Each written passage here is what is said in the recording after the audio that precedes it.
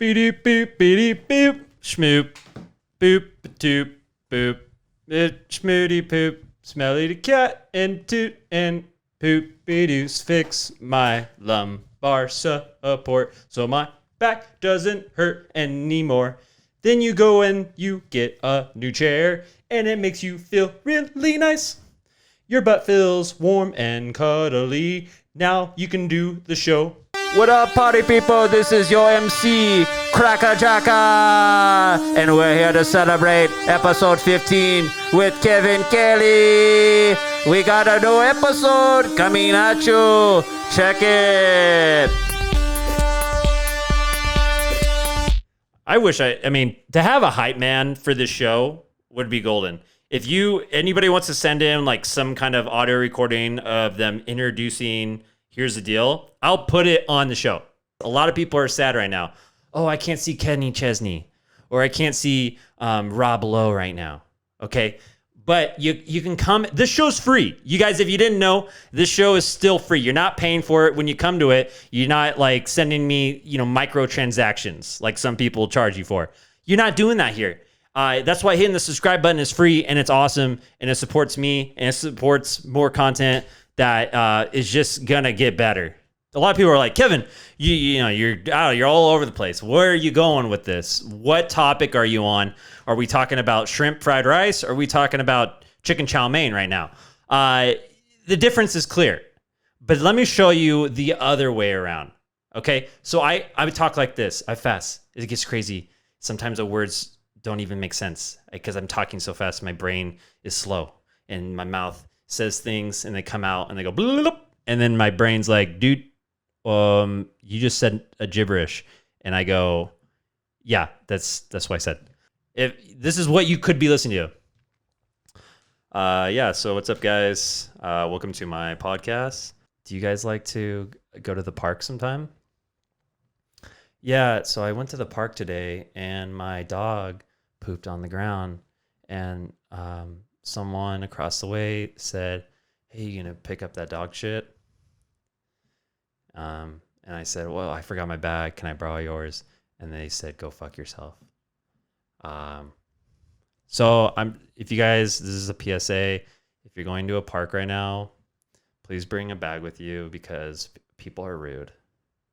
Can you imagine? Can you freaking imagine if I was like that? Maybe the show would actually be better if I just slowed down. But I go charge ahead. I did track back in the day. I did 100-meter dash, 200 dash, 400 dash. I didn't go above that. I don't go far, okay? If you run 26 miles, stop. Stop at 400 meters into that race. You won. You did it. You ran a lap around a track. You won, okay? Don't hurt your body. Don't hurt your back. Get lumbar support because you're gonna end up like me with lumbar support if you do track for too long. Or do it. I don't care. Run and hurt your foot. We're excited. We're getting close to the season finale. There's only probably like 2 episodes left. And I'm excited for the season finale because it's someone we all know and love.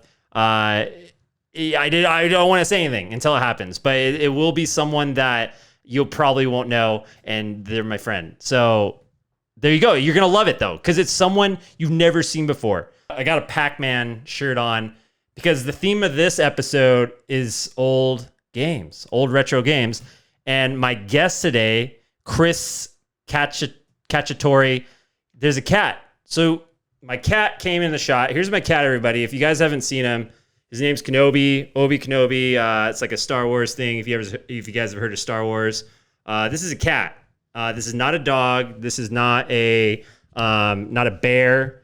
It is a mammal of some sorts. They have a butthole here, and they have fur, just like me, and it's red. And they're completely. This is the most, the nicest cat in the world. He loves me, and we do everything together.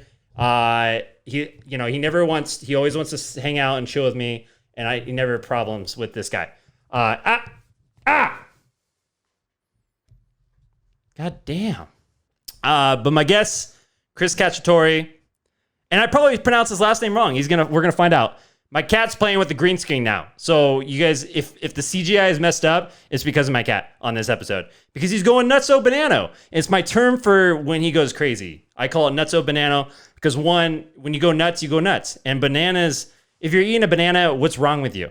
Okay, I get you need your potassium, but get a vitamin pill, eat the potassium that way. But this guy, what the hell? He created this game for a competition. They got second place, and now he's here for the show. We're going to talk about this game. We're going to talk about how he got into programming, and he's a great guy because he came on the I don't even know him, and he's coming on the show. I played the game though. I played the game, and it's really fun. It's kind of like a platformer, really hard game that I'll never beat. But I did make it to the 4th level, so I want to ask him, how far people have actually made it. I guarantee people haven't made it past like the 1st level because I'm really good at games. I made it to like the 4th or 5th level, and there's probably only one left because these old games, they're really short, but they're extremely hard. Welcome to Here's the Deal. Let's get the show started. First, we're gonna bring in our guest on helicopter, and then we'll play the theme song once I hire a soundboard person to get it right, and we'll get that in the future. When you want something real but not too real, here's the deal. 'Cause it's time to go and start the show. He's an average Joe that you should know. Giving Kelly by. He does what he feels, so grab a meal and get ready for Here's the Deal. Welcome back, episode 15. So the thing is, we're here today to celebrate nerds. Yeah. Okay. Whoa, you're a nerd. You're wearing a Pac-Man shirt. What are you doing, man? What are you doing? That's not even my favorite game. I like playing Spider-Man or Slappity-Doo. Okay? So you could play Slappity-Doo or you can play Spider-Man. But what you really want to play is you want to play Nebs N Debs. And my guest today created this game. This guy actually uses his brain power to make things. And he made an old original NES game, but it's new. It's old, but it's new. It looks old, but it's new. Here he is, a gamer guy. He makes games. It's a real deal. I can't do what he does because I'm not that smart. But welcome, Chris Cacciatore. What's going on, Chris? Hey. Did you like the audience, the live audience for you there? It sounded very live. Okay. Very live. Yeah, I only bring the best live audience for you, just to let you know. Let's start with how we got linked up because it's a small world. That's really how this world works. I have a friend, he goes by Tozy. He was on one of the past episodes and he gave me this game. He's like, yeah, this is one of my neighbors. He made this game. And I was like, oh, what is he like 60 years old or 50, however old people that used to make NES games are. He's like, no, this is a new NES game, but it's retro style, which I love. It's a big thing. It's really popular right now. I see it all over the place. I don't know. I'm not too into it, but I definitely try to play a few games here and there. But I found Nebs N Debs, which you created. I did indeed, and you're right. It's amazing how big like retro games, like real retro games, and then retro kind of inspired theme games are. It's nuts. Were you always just into games growing up too as a kid? Because that was something that was near and dear to me, getting, the original NES as a child and not, I would never beat anything because you couldn't save anything back in the day. And I was just scared to even play games back then. First console we had was an NES. Okay. My folks surprised us like one day, they said, go clean your room. And we're like, what? We did it yesterday. It's clean. Get off our backs. So we just kind of like, we're in our room, farting around, trying to figure out what to clean. And they said, no, your closet. Around. Clean your closet. Clean your, what? And we opened our closet and there was the NES. Yeah. So yeah, I've been playing since NES days. And then back then, when I played, I thought like the people who made these games, like they're magicians, right? Like, oh yeah. Mere mortals don't do this. What? You're creating something that, computer science to me, by the way, you're probably like, okay, great, here he goes. But it is magic to me because I took one course maybe in college on coding. I'm like, okay, I'll leave this to the pros. I'm never going to do this again. Because it can be very tedious, I'm sure you know. But once you get it, I can see why people love doing it so much, because I love playing games. If I can make it, I would love it even more, I think. I think it's kind of like chess is similar, where, well, anyways, so like writing software can be super creative, even though it looks like you're just pushing numbers around and typing. But it's a very creative thing. But when you're looking at it from the outside, we just look like machines, or, it does look like magic. Yeah, I can understand what you're saying. Yeah. Wait, is that what, I don't even know. Is that what, do you use other kind of software? Do you pull levers or anything? Or I don't know. That would be awesome if I had, like, instead of an enter key, a lever, just. Real quick before we go even further, I love the mustache. I was rocking a mustache a while back, but you got the big what's it, like a Burt Reynolds mustache going on? Oh, that's a high compliment. Thank you. May he rest in peace. By the way, some people have natural like mustache. This is just like, if I grow a mustache, this is the one. I do cut it, like I do trim above my lip. Yeah. Because. You got to be able to see the upper lip. Yeah. Well, I like ice cream. Okay, fair enough. Because that's where my problem is. And this is where we're going off tangent. It's my fault, Chris. But I'm letting mine grow out. But I think it's just because I'm lazy. But yes, I had ice cream the other night. And we're like sitting down later to just watch a show. And my girlfriend's like, Kevin, you got like half the ice cream still left in your mustache. And I'm like, well, and I never mean to, I always try to wipe, but I always play it off. I'm like, yeah, I know I was going to wipe it later. I always say that, but really I didn't know it was there. You got to connect the gap there for me, how you got into programming. Yeah. So I started programming like maybe mid-90s. I picked up C for Dummies. So C is a programming language. Okay. And one of those Dummies books.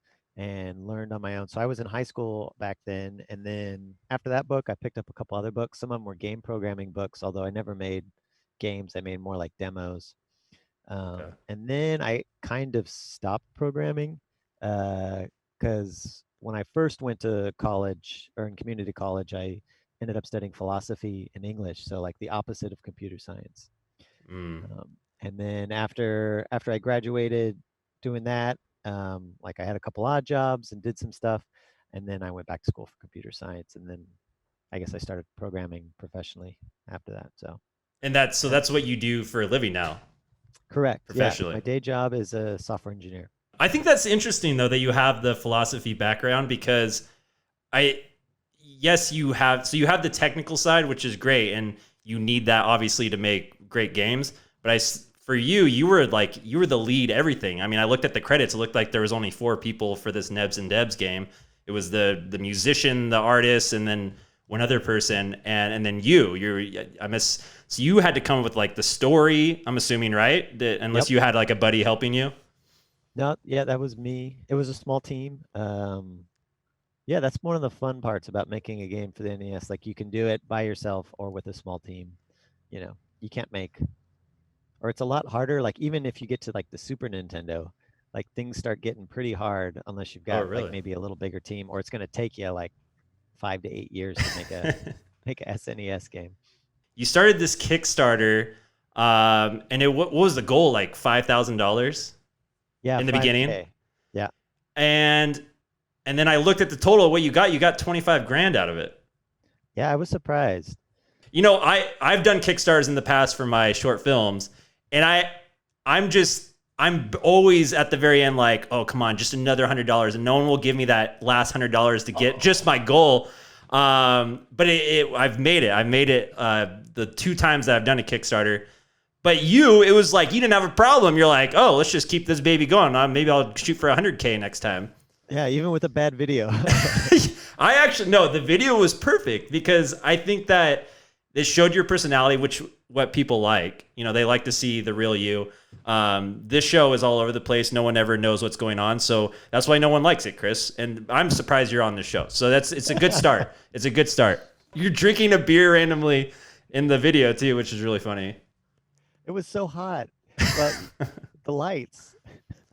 Well, yeah, What were some of the first games you played for the NES that really kind of were like, wow, I'm a kid and I'm having so much fun and this is changing my life?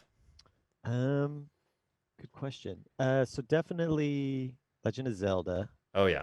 I still remember the time I let like some neighborhood kid, I'm not gonna call him a friend, borrow it, and he like overwrote my. It happens to everybody, right? Oh Like yeah. It's always save files something. get nuked. Yeah. So Legend of Zelda, the original one for the NES, and I remember Castlevania 3 a lot. My brother and I played that a lot. Which is all these games are notoriously hard. I mean, maybe Zelda not so hard as much as, you know, it's a puzzle, especially back in the day. People didn't know how those kind of games worked yet, I feel like. And as a kid, I don't know what age were you when you got the NES? You might have already said. No, gosh, I think I was 8 or 9. Okay, yeah, Somewhere young. there.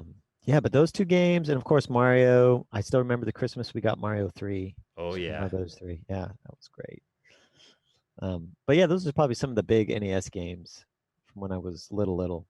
When I was a child, I guess it was just like those games were so hard, and I didn't have the patience to like do that. So I'd always watch my brother play because he was like 4 years older than me, and I'm like, oh, okay, so it's much more fun to watch when you can actually beat a level rather than play it yourself and you can't get past the first guy in the level. So it took me a little bit longer to get in those games, and by then, you know, like Sega was coming out. And then N64 is what really clicked for me. I don't know. So did you ever get into Sega or N64 at all? I went Nintendo, Super Nintendo, and then Right. the big jump to PlayStation. Whoa. So I never owned a N64, and sometimes I think about getting into. So when we make games for systems that are no longer being produced, we call it homebrew. So there's not a lot of N64 homebrew, I don't think. Okay. Part of the reasons, from a programming perspective, it's kind of difficult to program for. That's like one of the reasons. Actually, Interesting. Polygon has a really good article about Final Fantasy VII, like the development of it, Yeah. and like why they went with the PlayStation over the N64. So what inspired you? So what was like the moment, the light bulb over your head, for lack of a better phrase? But you already knew the name, or was it just like, I want to make this kind of game? So I knew it was going to be a platformer, and I had ideas for the protagonist. I had done this pixel art piece for my daughter for her 1-year-old birthday, and it was basically the alphabet, and then all these kids, and they all had animals on their heads, like with different animals, like, you know, A for alligator, B for bear. And so I knew I was going to pick one of those kids. And I think at some point, I don't remember how it came about, but I was like, oh, I'll do like a dash mechanic, you know, so like Mario, but horizontal rather than vertical movement. And so then I had to try to figure out like what animal gives you that ability when they're on your head. And so I was like, okay, I guess the squid. The squid would do that, yeah. Yeah. And so that's how kind of like the main mechanic and the character kind of came into being. Another thing was I knew I wanted to make the game on an NROM cartridge. Okay. So NROM is they call it no mapper. It's the simplest like cartridge you can put a NES game on.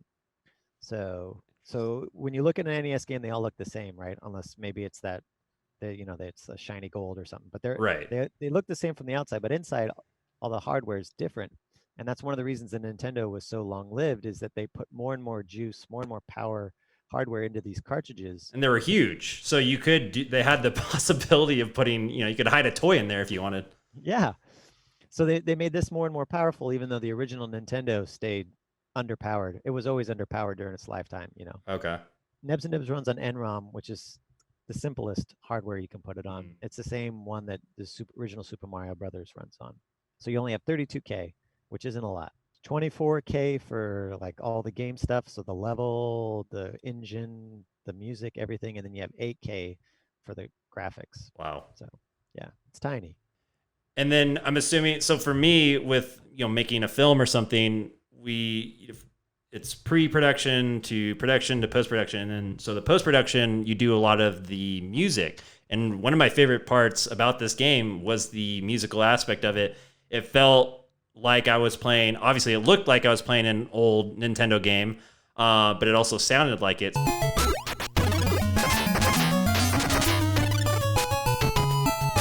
So how did you meet the person that ultimately ended up being your musical composer? Is that what you call a gamer that doesn't, is it still a composer, right? Yeah, I think so. Yeah. Yeah.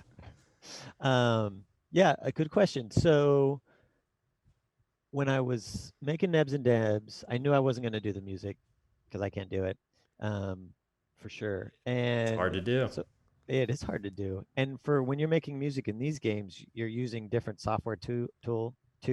Excuse me. It's okay. I can never say words correctly on the show, so it's gonna happen. um, yeah, usually when you're composing music for something like the Nintendo, you use software called a tracker. I don't know if you've ever seen what those look like. No, I'm sorry, I don't. It makes your eyes bleed. It's like the sheet of numbers. Like it's not like piano keys or like the notes that you would maybe recognize on a sheet of music. Okay. It's completely different. Anyways, I have so actually, now that you bring it up, I'm telling you, I've been researching more about games lately. I did see a video where it was just like a bunch of, it looked like the Matrix, essentially. yeah, Yeah. totally, yeah. So that's how they compose music. But anyways, so I met the composer for Nebs and Debs. I'd actually reached out to another nest ever named Morph Cat, who's actually behind a really successful homebrew game called Micro Mages, which maybe you ran into. No, If not, I'll have to check it out. look it up. It's a really good game. They had a really big Kickstarter. I think they raised over like 100K or something Oh my gosh. nuts. He's based in Germany. He's a nice guy. But anyways, I messaged him and said, hey, I need somebody to do music. Do you have any recommendations? Because not only did I need somebody who knew how to make music for the Nintendo, I needed them to make it really small and all these other constraints because of Right. that NROM cartridge I was saying. So he said, well, there's this person and this person and this person. And I went down the list, and then Kulor was on there, who's the guy who we ended up going with. But I Mhm. just love his chip tunes because not to throw shade at like other chiptune composers, but like a lot of it sounds the same to me, but his just is super unique. Yeah. It did feel like it was old and it fit the game, but at the same time, it did have this kind of fresh feel to it. Like I felt happy as soon as I put the cartridge into the NES system. I mean, there's a lot of ways you can, play old games nowadays. The only way I play games, because I don't know how, I don't even, don't even get me started about emulators. I don't know how they work, Chris. You're gonna have to come over and help me with these things at another time. So I have to use everything, originally they were used. So I plug the cartridge in, and the game pops up, the menu screen, Nebs and Debs, and the music. That was the first thing, because I wasn't really looking at the screen yet. Because here's the other process. I'm waiting for my NES to even work. I get the red light that blinks on and off, and then you got to well, you're not supposed to blow on it. I know that. I use a Q-tip now, but I still blow every once in a while because I feel like it does work, which it doesn't. Two things. One, it sounds like you may need a new 72 pin connector for your. I got it. NES. I put a new one in. Oh, you did? Okay. It works pretty well, but it has some problems every once in a while. Gotcha. And then I'm really happy to hear that because the music took up over a fourth of that space of that 32K I was talking about. Oh my Like gosh. almost, I think 9K, 7 or 8 or 7 or 8 or 9K is the music. So that's good. No, that's great. I mean, music to me, and it's probably just me being biased. And if probably half the people I even had on this podcast so far are either DJs or musicians or have dealt with it in some way. But it's because I love music so much. And when someone can create something like that and bring back, whether it's childhood memories or even just like, I can jam to this. Like I can go to a concert and I'll freaking dance to this. I don't know how that dance is going to look, but I will figure a way to dance to this. The box, first and foremost, when Tozy brought this over, the guy that was on, the past episodes, he got 2 parts, by the way. So if this goes well, Chris, you might get 3 parts at this point. I don't know. Playing top Tozy, man. Let's bring it. Let's just talk for the next 4 hours straight. I could just look at this box all day. With every aspect, yeah, you can make a great game, but if you want to sell it, you need a great graphic design artist. Yeah, that was actually the hardest part, or the hardest team member to find. So Kulor was a cold email. He was like, sure. The pixel artist Anders, cold email, yeah. And then to find an illustrator to do the box art and the manual, it took a couple months of me Like, and I get Searching. it. I'm some rando on the internet, like Oh, who's trying yeah. to I'm making a Nintendo game. You want to do some art? Like, delete. That's what I would have done. So I got a lot of like, no replies, and then I got a couple like weird stops and starts where they're like, "Oh yeah, that sounds great," and then I never heard from them. Oh, That type of stuff, yeah, and that happens. then yeah, and I ended up finding our illustrator just through Twitter. That's how I find most of the talented people I work with, just following them on Twitter or Oh, yeah. doing searches. So that's how I found her, and she was on board. Yeah, I was blown away. You don't always, these aren't just your friends that you're finding. It's people that you actually have to like put yourself out there and really find for whatever kind of style you're going for. I don't know if, was this like the style you had in mind the whole time or? Yes, I wanted it to be more kind of like a Famicom style art. So Oh, that's yeah. the Japanese Nintendo. Right. Yeah. So I think, yeah. So when I was searching on Twitter, I was looking for more of that type of vibe, for sure. Generally, like, I'm not as big a fan of the NES, like the American NES box art, like, because they were trying to play up It's to pretty like, oh, plain. Americans love guns and like buff guys. With the prototype, the demo, I did all the art, and then we brought him on, and he did a way better job. We kept some of my art, but yeah, he did the vast majority of it. You're like, I have one pixel in there, and it's just a rock, but it looks great. The most challenging and what was the most rewarding part of finally sitting down and creating Nebs N Debs? The most challenging part was probably getting scrolling to work. So like in the game, when you Yeah. move your character from left to right and the screen scrolls, that's not super trivial on the Nintendo, unfortunately. Right. So getting that damn thing to work took a lot of time. And then once I finally got it, it was amazing. Something like that. And you ended up having 12 levels? Yep. Very, and I mean that's a lot because I just what did I just play? I just played Darkwing Duck. I streamed that one of the first games I started playing because that was one of my favorite games playing growing up. It was a game that I could actually get past at least 1 or 2 levels when I was a kid. So that was a big accomplishment for me. But then so I went back and played it, and I think there's only like 9 levels or something like that. And I beat it in that stream. I was so surprised. I'm like, oh shit, it's over. Play that. Here we go. Yep. But it's only 9 levels. You have more levels, which is crazy.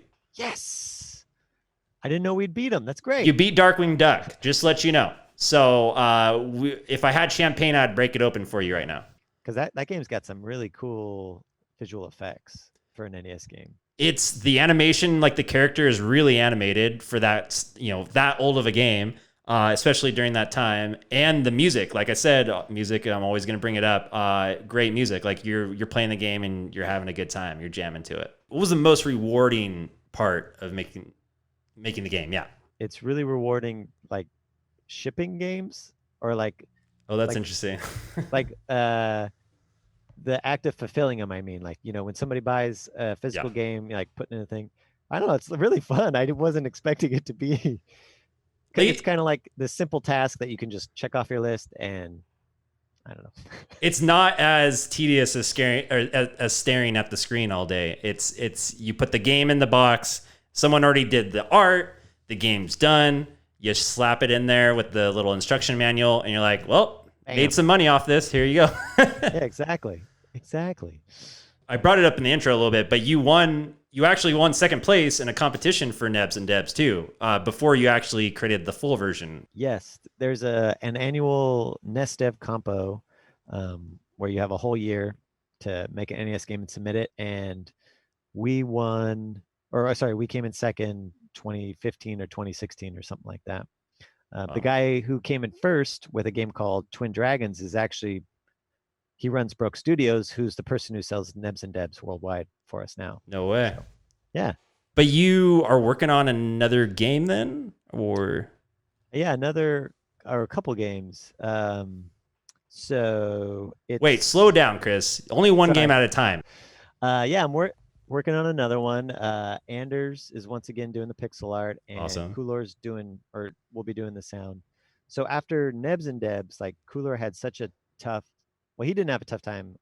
I don't think he struggled, but like it was mainly him like coming up with awesome tracks, and then me coming Right. back going like, it sounds great, but it's too long, or we can't do that. I'm sorry, we don't have the space. Right. So I said, okay, next game we do, you get all the space, Cooler, all the space. We're not even gonna have a game. It'll just basically be a cartridge with music on it. So you get all this, and then also he was interested in scoring a game using a chip using cartridge hardware called VRC6. Okay. So that's like NROM. It's another type of cart hardware. The unique thing about the VRC6 is it was never released in the United States when the Nintendo okay. sold. It's a Famicom only cart. So Konami used it for 3 games. One of those was the Japanese version of Castlevania 3, or what we call Castlevania 3. Right. So they used VRC6. I don't know, maybe you've heard it online, like some YouTubers, they'll play the VRC6 version of Castlevania 3, and then they'll play what we got in the States. So yeah, so the new game is gonna run on VRC6, so it should be the first game made for the VRC6 that is here in America, that Whoa. Americans Yeah. can play. That's really cool. So we'll be doing that. So it'll have tons of space. It's gonna sound great because it has a couple extra sound channels. That's what the reason they sound different. And it's gonna come with a little expansion board, because you're gonna have to plug it in your NES, because American NESs can't handle the extra sound channels. Okay. So you're gonna have to pop this thing into your. Do you have a top loader or a front loader NES? It's a front loader. Okay, good. Then you Okay. should be fine. You can pop this thing in. The top loaders we just won't support, unfortunately. But anyways, so this game is gonna be an action adventure game, a Zelda-like. It's gonna be Awesome. running on VRC6. It's probably gonna take another 2 or 3 years. Okay, so trivia. Do you do this? Do you go out like for Have you heard of this? Do you do this? That's what comedians always say. Do you go out to trivia? I can't even talk anymore. Do you go out to trivia night? Is that like a thing that you do at all? I haven't. I'm Oh. not opposed to it. I haven't. Well, you should try it, Chris, because I think you're going to do really well here. I have a feeling. But, Is there a prize? oh, shit. Yeah. Well, I'll just give you, if you get all of them, if you get, was it 5? I have 5. If you get 3 out of 5, I'll give you my Mario. I got like last place in a Mario Kart tournament. I'll give you that little trophy. What type of food inspired the game Pac-Man? Pizza. Let's just do a saxophone, okay? I'll take that. Yeah. We'll do a saxophone when you get it right. So you got the saxophone. And it's all sensual and everybody. Good job, Chris. So second question, that's 1. All right. I really don't want to give this trophy away, so please do not get 3. What game paved the way to Super Mario Brothers? Like what inspired? Like they made this game and then they're like, it was the same creators. Donkey Kong. Oh, No. Damn it. I don't have my sound effects lit. I'm giving you a doink because that's wrong. Oh, what is it? It was Ice Climbers. So it was, you had the vertical aspect of Ice Climbers, and then that just translated into a horizontal scroller for Mario Brothers. Okay, so that's 1 right, 1 wrong. But that's okay. That's okay, 50-50. How much does an original, and I'll give you like you don't have to guess it exactly on this one. I'll give you a range. Maybe within $200 I'll give you, because this could be hard. How much does an original copy of Castlevania run for? Like box and everything. So, okay. Mint condition, like CIB, like the whole package. Yeah, I would say so, yeah. Oh, I'm gonna guess 180. Is that what? I'll give you another guess. Can I get a Much- lower or a higher? It's higher, way higher. 325. All right, because I'm nice, you get 1 more, and it's higher. What? Because you're still not even within $200. 650? No, you get a big because you're wrong. What? It's $900. Whoa. Yeah, like it's like basically sealed in a box. That's what I read. Like it has no damage. No one's played it, kind of thing. That's always wild to me. Do you have anything that is like basically still mint condition? I do not. I don't have my childhood NES. I have my childhood SNES, but nothing like mint. Yeah, So, everything I have is out of the box, and like I said, I still blow on the game, so they're definitely not mint condition. So you got two wrong. This is you're gonna have to get the next two right. I hope you know that, Chris. What was Mario's original occupation? And this is really think about it before you answer. Before he was a plumber, like a very first thing they thought, someone was like, "Oh, this is what he looks like." oh, a chef. No, That's not a pretty chef. good. That's a funny guess, though. Um, I don't think you're gonna get this one. I might give you a pass because this is kind of hard. It doesn't really make sense.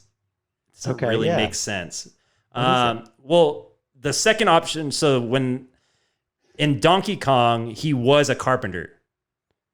Like his character was a carpenter. He wasn't a plumber yet. But I guess the very first thing, like someone said, I don't know why, but it was said like he was a landlord. So apparently he was a landlord who owned houses, and then it turned into a carpenter. And then because he had the overalls, he's like, oh, he looks like a plumber. And that's literally how the character changed. What? I think the only Mario trivia I think I know, this might not be true. Doesn't his name come, I think, from one of the Nintendo's lawyers? They're like, what are we gonna name this character? There was, yes, that sounds familiar. I know that happened. Yeah, it did come from you said a lawyer? Yeah, like a Nintendo lawyer whose name was Mario. That came actually from the next question. This is funny. So it's not the answer to this question, but what was the name? I don't think it was Mario though. It was some other character. Oh. But you're right. It did come from a lawyer, one character. It could have been Mario, but so this next question is kind of close to that. It's what the lawyer helped them win this case. So the question is, and the last one is your last chance, all right? Because I gave you a pass in the last one. What Nintendo character? And probably the bad way to phrase this, but what Nintendo character was sued by Universal Studios because they thought it stole from their idea? And so that lawyer helped Nintendo win this case. Universal Studios sued them because this character looked too much like they just thought it infringed on their, the overall idea of this character. Universal Studios. I really think what Universal Studios made. This is a hard question. I'm not saying this is an easy question. But is it a well-known Nintendo character? Yeah, 100%. It's really big, and I can't give you much hints because I know you'll get it. Oh. It's a big character. Damn it. I don't know if I have a good guess. You think about some movies that maybe could be older, but they've also redone. Jack Black was in it, a newer version of it. I may not win Mario Kart. Yeah. What is it? All right. Well, first I got to give you the bink. But it was Donkey Kong. King Kong. Oh, King. Oh. Wow. So yeah, it was crazy. Isn't that crazy? It's just like they thought that, like you're Donkey Kong, and because Nintendo was having so much success that they wanted to get money basically out of Nintendo. It's kind of disgusting when you think about it, because that was their main reason for suing, right? That's anybody's reason usually for suing, is to get money out of people. But that's a stretch to be like, oh, you guys took King Kong and turned him into Donkey Kong. That's not, and especially since I think it was maybe Donkey Kong. They were originally making that game, and they were hoping for it to be a Popeye game. Oh, really? I didn't know that. I think so. And then they couldn't secure the IP for it, so then they're like, okay, we got to make. It's got to be his own character, and then they get sued by That's rough. Yeah. So that was the trivia. You lost, though. I'm sorry, Chris. You're not the champion. You're just like me. You got last place, and you get nothing, pretty much. Maybe give a shout out to yourself. Where people can find you, and anything else you want to add. Yeah. You can find me at delahunsoft.com, and that's how you can get to Nebs N Debs if you want to check it out, the digital version or the physical version. And then, like you said, I post all my updates for all my current projects on Twitter. My profile is kind of unpronounceable, but it's Cacciatc. I know you all got that. If you search my name, Chris Cacciatore, you'll either find me or a guy who I believe is a real estate magnate in St. Louis, and I That sometimes get his bastard. emails. We got to take him down. You did it. You made it through. So good. Congratulations to you. You didn't win the trivia, but at least you made it through the podcast. It feels great. I had a good time.